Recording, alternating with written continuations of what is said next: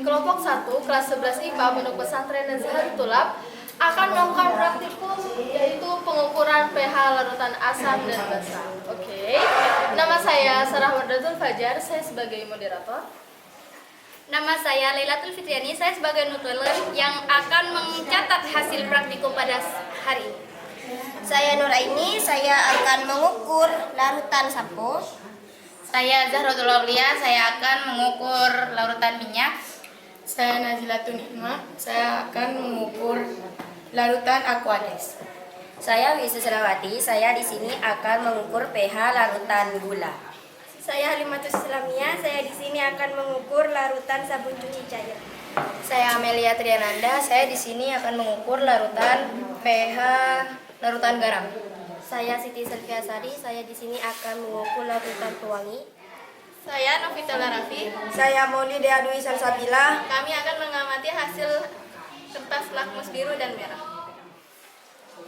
Oke, hari ini saya akan membacakan bahan-bahan serta alat-alat yang digunakan untuk mempraktikumkan pengukuran pH larutan asam dan basa.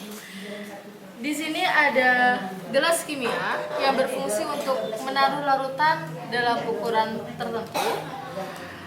Juga di sini ada larutan sampo, larutan minyak, larutan Aquades atau air suling, lalu ada larutan gula, larutan garam, larutan sabun cuci cair, dan larutan pewangi. Lalu di sini ada plat tetes, fungsinya untuk menaruh larutan atau serbuk dalam skala yang kecil.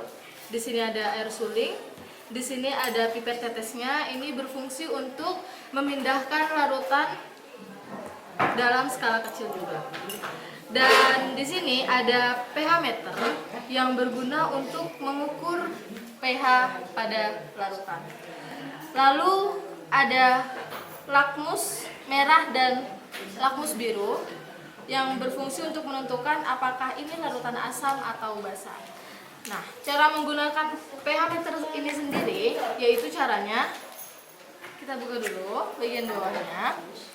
Lalu kita geser ini sampai terlihat ada nomor di sini. Dan selanjutnya kita misalkan di sini ada larutannya. Kita masukkan ke sini. Ini kan tadi kan sudah hidup ya. Hidup. Kita masukkan larutannya.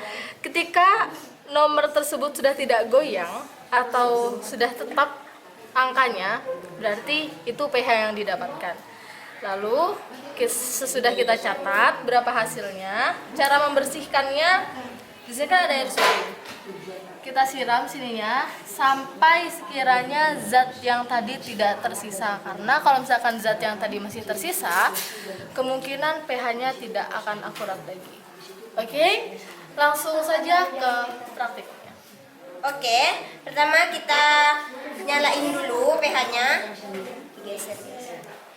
Setelah itu kita masukkan ke dalam larutan sampo.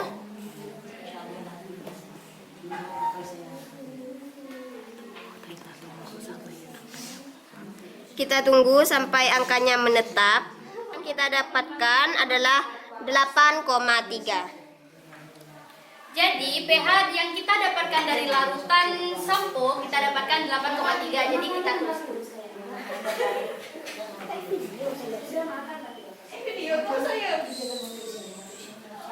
8,3. Ya, kita ukur larutan minyak.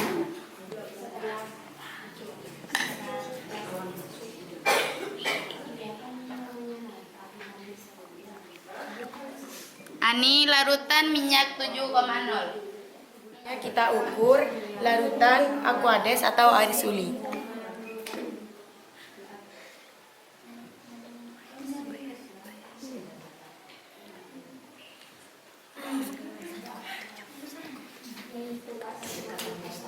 (7,7). Selanjutnya kita akan mengukur pH dari larutan sabun cuci cair.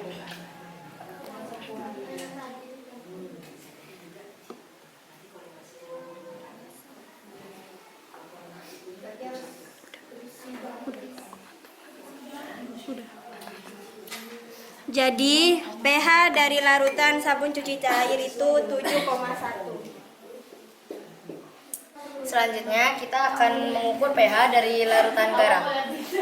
Ini udah dinyalain ya, guys. Jangan digerakin.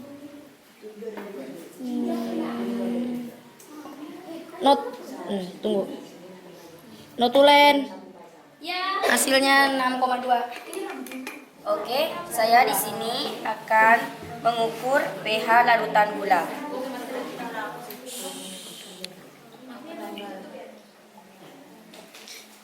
Jadi di sini pH larutan gula yaitu 6,2.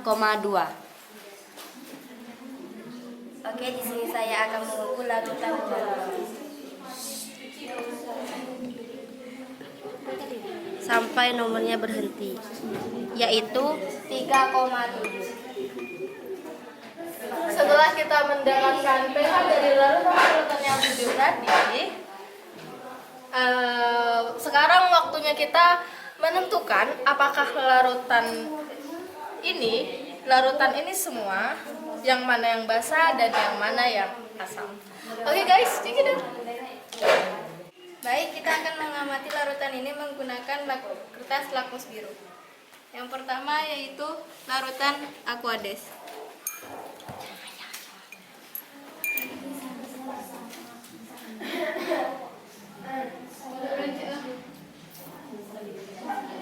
Larutan Aquades tetap biru. Berikutnya larutan garam.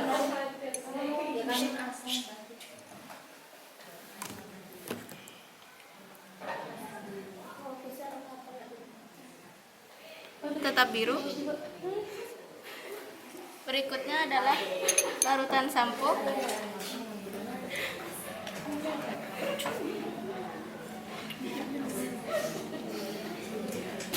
Tetap biru juga. Berikutnya adalah larutan dauni atau pewangi.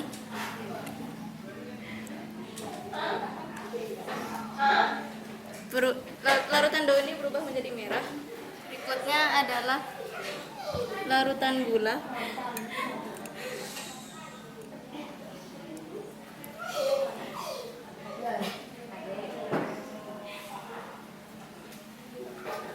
Tetap biru. Berikutnya adalah larutan minyak.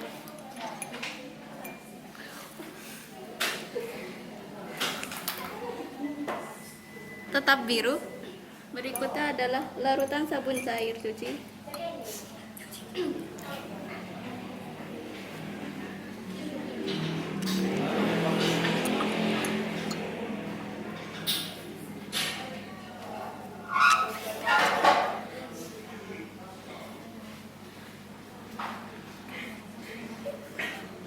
Tetap biru.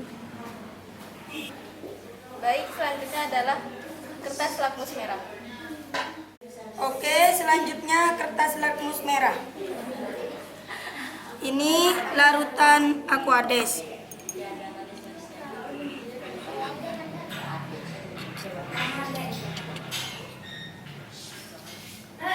Tetap merah. Selanjutnya larutan garam.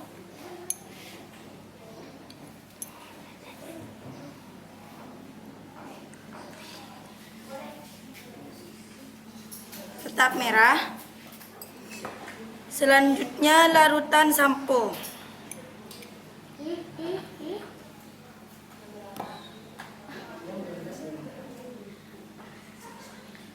Tetap merah. Selanjutnya larutan pewangi atau dauni.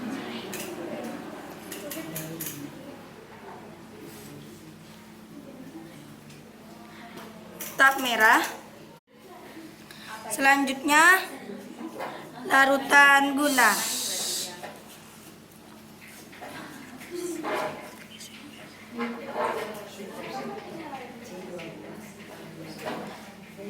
Tetap merah. Selanjutnya larutan minyak.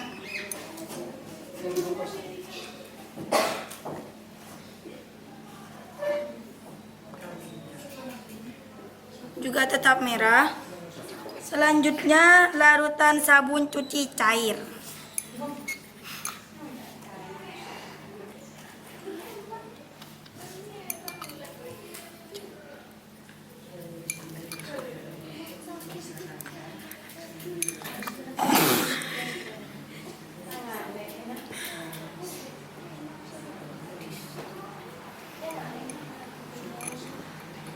Sama juga tetap merah. Di sini saya akan meluruskan praktikum tadi, di mana saat larutan shampoo ini dicelupkan oleh kertas lakmus merah, itu tidak menjadi tetap merah tetapi menjadi biru. Begitu pula dengan sabun cuci cair, itu ketika dicelupkan oleh kertas lakmus merah berubah menjadi biru. Oke guys, cukup sekian dari kami. Kurang lebihnya